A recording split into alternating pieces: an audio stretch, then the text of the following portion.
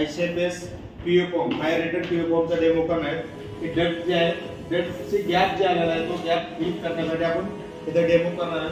त्यासाठी आपण आता लाल कलर वापरेल की पंप आहे नोझल वाला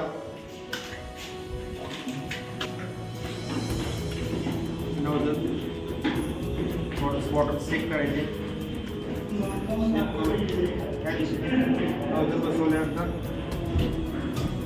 आपण असा उलटा करून प्रेस करायचा नोझलला.